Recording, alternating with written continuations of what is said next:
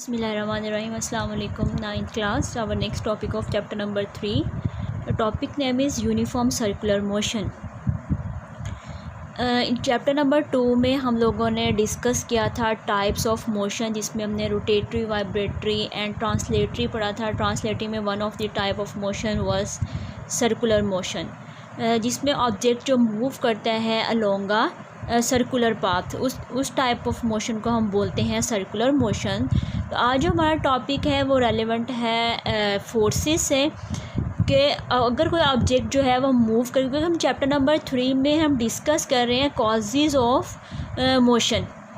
अगर कोई object move कर रहा है तो क्यों कर रहा है. अब यहाँ पे अगर कोई ऑब्जेक्ट सर्कुलर पाथ में मूव कर रहा है तो वो क्यों कर रहा है. तो main reason behind any motion is force. हम चैप्टर नंबर 3 में यही पढ़े, अबाउट द फोर्सेस ही हमने पढ़ा और डिफरेंट टाइप्स ऑफ फोर्सेस को डिस्कस किया. किसी ऑब्जेक्ट को अगर सर्कुलर पाथ में वो मूव कर रहा है तो वो क्यों कर रहा है, कौन सी ऐसी फोर्स है जो उसको सर्कुलर पाथ में मूव करा रही है. तो हम इस टॉपिक में हम ये डिस्कस करेंगे. अब सर्कुलर मोशन की डेफिनेशन तो सबको ही आती है कि the motion of an object long a circular path is called the circular motion. ठीक है. यूनिफॉर्म यानी कि कॉन्टीन्यूसली वो जो है वो अगर सर्कुलर पाथ में मूव कर रहा है तो उस तरह की मोशन को हम यूनिफॉर्म सर्कुलर मोशन. इसकी एग्जांपल इस तरह से ले सकते हैं कि अगर हम ये आम यूजुअल ऑब्जर्वेशन है कि अगर हम ये करें कि एक स्ट्रिंग ले, उसके एंड पे एक स्टोन को बांध दें, या कोई भी हैवी ऑब्जेक्ट छोटा सा लेके उसको अगर बांध के ना अगर हम अपनी उंगली पे लपेट के उसको राउंड एंड राउंड मूव कराएं, सर्कुलर पाथ में मूव कराएं, तो स्टोन जो है वो इस तरह से मूव करेगा. ठीक है, सर्कुलर पाथ में मूव करेगा. तो स्टोन जो एग्जिबिट करेगा यहाँ पे मोशन, वो कौन सी मोशन होगी, सर्कुलर मोशन होगी. अब अकॉर्डिंग टू इनर्शिया जो हमने पढ़ा था कि कोई ऑब्जेक्ट जो है वो अपनी मूवमेंट को या फिर अपनी रेस्ट वाली पोजीशन को, अपनी पोजीशन में चेंज को जो है वो अपोज करता है. तो यहाँ पे देखें कि अगर सर्कुलर मोशन में जो कोई ऑब्जेक्ट होता है तो वो बार बार अपनी पोजीशन को चेंज कर रहा होता है. यहाँ देखें, इधर से इधर से इधर से अगेन एंड अगेन अपनी पोजीशन डायरेक्शन को चेंज करना होता है उसने. तो अकॉर्डिंग टू इनर्शिया अगर ये स्टोन का बिहेवियर देखा जाए तो स्टोन मूव करना चाहेगा स्ट्रेट, यानी कि वो सीधा अपनी डायरेक्शन ऑफ मोशन को फॉलो. इसकी डायरेक्शन ऑफ मोशन अगर हम इनिशियली स्टार्ट करें, जब इस तरह मूव करते हैं तो जब इधर से स्टार्ट होगा तो इसकी डायरेक्शन ऑफ मोशन ये है. तो अकॉर्डिंग टू इनर्शिया ये अपनी इस डायरेक्शन को चेंज नहीं करना चाहेगा. तो हमने क्या बोला था कि फोर्स जो है वो उस इनर्शिया को अपोज करती है, उसको इनर्शिया को रेजिस्ट करती है ना, इस इनर्शिया को ख़त्म करके उसके अंदर बॉडी के अंदर चेंज लेके आती है. तो इस केस में जब सर्कुलर पाथ में again and again direction change होगी तो कौन सी ऐसी फोर्स है जो कि इस ऑब्जेक्ट को, स्टोन को जो है हमेशा सर्कुलर में ही मूव कराएगी. नंबर 1 ये. Second, motion of A moon around the अर्थ. अब आपने बहुत छोटे होते पढ़ते आए हो कि जो मून है वो अर्थ के अराउंड जो है वो रिवॉल्व करता है इन द सर्कुलर ऑर्बिट्स. तो मून को जो है हमेशा अर्थ के अराउंड ही सर्कुलर ऑर्बिट में मूव करने के लिए कौन कंपेल करता है, कौन उसको जो है वो इसी मूवमेंट में रखता है. तो यहाँ पे एक ऐसी फोर्स होती है जो किसी भी ऑब्जेक्ट को हमेशा मूव कराती है इन द सर्कुलर पाथ. उस फोर्स को कहते हैं centripetal force. The force that keeps a body to move in a circle is called the centripetal force. के यानी कि कोई ऑब्जेक्ट जो है उसकी वो प्रॉपर्टी जिसमें वो अपने डायरेक्शन ऑफ मोशन को कंटिन्यू करना चाहता है, उसकी डायरेक्शन ऑफ मोशन को चेंज कौन करेगा, हमेशा सर्कल में कौन ले रखेगा उसको, वो फोर्स को हम नाम देते हैं सेंट्रीपिटल फोर्स का. ठीक है, डेफिनेशन समझ आ गई कि the force that keeps a body to move in a circle, क्योंकि force always change the state of an object. अब यहाँ पे डायरेक्शन चेंज करनी है तो वो कौन फोर्स करेगी, ऑब्वियसली फोर्स करेगी. हम पढ़ते पूरे चैप्टर हमने ख़त्म किया, उसमें हमेशा हमने इम्पैक्ट ऑफ फोर्स को देखा. Force can change the state of an object. अब इस केस में हमें बार बार डायरेक्शन चेंज करनी है किसी भी ऑब्जेक्ट की, तो उस डायरेक्शन को कौन चेंज करेगा, वो एक फोर्स करेगी. वो फोर्स है सेंट्रीपिटल फोर्स. ठीक है. अब आ जाते हैं डायरेक्शन ऑफ सेंट्रीपिटल फोर्स. अब यहाँ पे देखें, हमने यहाँ से इसको स्ट्रिंग को पकड़ा हुआ है. ठीक है. जब हम यहाँ पे स्ट्रिंग को पकड़ेंगे और या इसके साथ कोई ऑब्जेक्ट है जिसका मास कोई m है. ठीक है, मास m जो का हमने यहाँ पे ऑब्जेक्ट स्टोन जो है वो इसके साथ बांधा हुआ है. अब अब जब आप इसको जब इसके साथ आपने बांध के जब इसको रोटेट कराते हो इन द सर्कुलर वे, तो इसके अंदर प्रोड्यूस हो जाती है टेंशन, स्ट्रिंग में प्रोड्यूस हो जाएगी टेंशन, और ये उसका ओरिजिन है।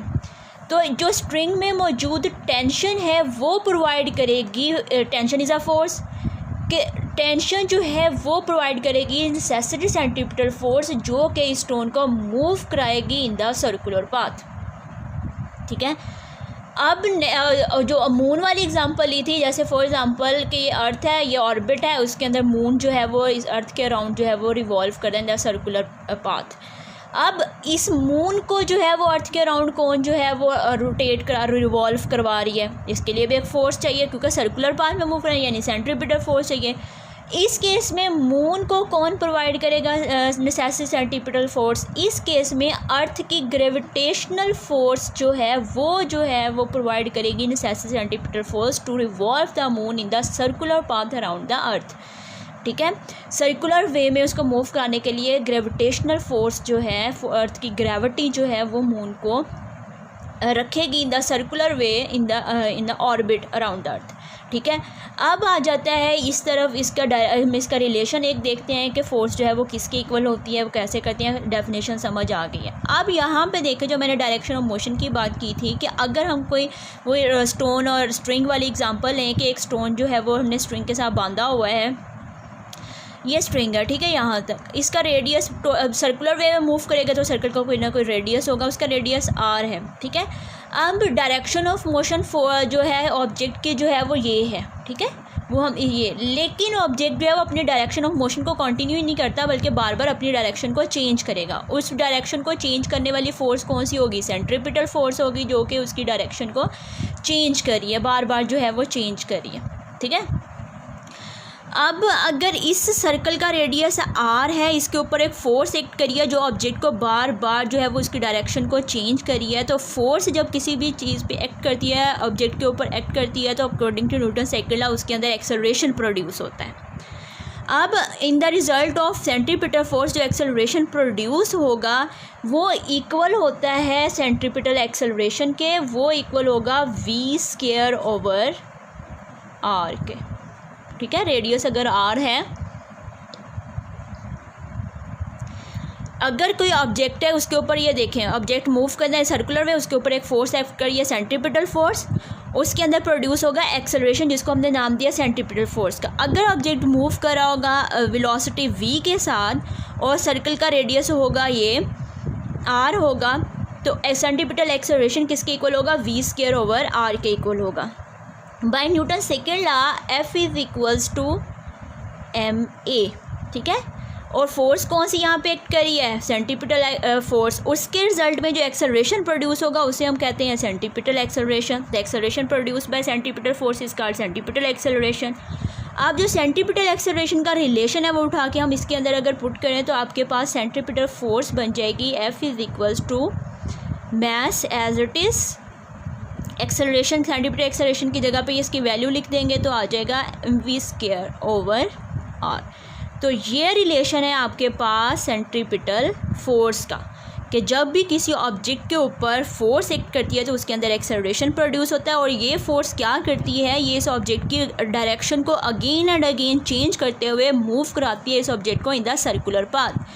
ये जो सर्कुलर पाथ में मूव कराने वाली फोर्स है उस फोर्स को हमने नाम दिया सेंट्रीपिटल फोर्स का, और इसको हम ऑल्सो कह सकते हैं it is a centre seeking force. कि इस फोर्स की जो डायरेक्शन होगी ऑलवेज टूवर्ड्स द सेंटर, कि अगर कोई ऑब्जेक्ट इस तरफ को मूव करे लेकिन ये इस तरफ को मूव करती है तो इस फोर्स की डायरेक्शन हमेशा किस तरफ होगी? टूवर्ड्स द सेंटर होगी, and it's perpendicular to the direction of motion.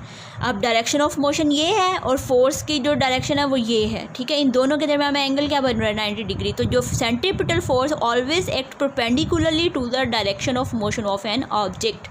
ठीक है। समझ आ गई इसकी कि हमेशा जो होती है फोर्स की डायरेक्शन टूवर्ड्स द सेंटर होती है और डायरेक्शन ऑफ मोशन के परपेंडिकुलर होगी, और इस ऑब्जेक्ट को हमेशा सर्कुलर पाथ में मूव कराएगी। तो ये आज आपका टॉपिक है सेंट्रीपिटल फोर्स। क्योंकि ये फोर्स है तो फोर्स का यूनिट क्या होगा? Newton. Unit of centripetal force क्या होगा? न्यूटन। ठीक है। ये आज आपका टॉपिक था जिसमें हमने पढ़ा कि कोई ऑब्जेक्ट अगर सर्कुलर पाथ में मूव कर रहा है तो वो क्यों कर रहा है, उसको मूव कराने वाली फोर्स कौन सी है, वो उसको फोर्स का नाम दिया सेंट्रीपिटल फोर्स का। सेंट्रीपिटल फोर्स क्या होती है? Force that keeps a body to move in a circle. के फोर्स जो है वो किसी भी ऑब्जेक्ट की स्टेट को चेंज करती है। इसमें अगर कोई ऑब्जेक्ट जो है वो सर्कुलर पाथ में मूव कर रहा है, यहाँ पे अगर उसकी डायरेक्शन ऑफ मोशन जो है वो स्ट्रेट लाइन है, लेकिन ये अगेन इसकी डायरेक्शन को चेंज करेगी, क्योंकि सर्कुलर पाथ में again and again direction change होती है। उस डायरेक्शन को कौन चेंज करेगा? एक फोर्स चेंज करिए जिसको हमने नाम दिया सेंट्रीपिटल फोर्स का। उसका हमने एक रिलेशन ड्राइव किया।